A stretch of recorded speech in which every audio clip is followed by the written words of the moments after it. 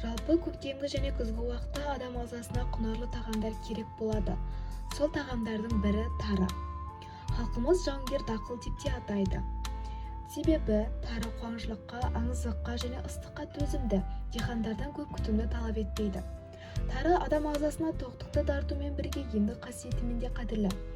Ол адамға күш-қуат береді, бауырдың жұмысын жақсартады және қан қысымын реттейді. Ішек-қарын жұмысы жақсарады. Тарыдан көптеген тағамдар және десерт дайындауға болады.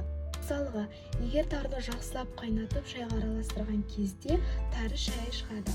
Ал егер тарыны диірменнен өткізіп ұнтақтап алу арқылы талқандаламыз және де жент, майсөк, тары ботқасын дайындауға болады.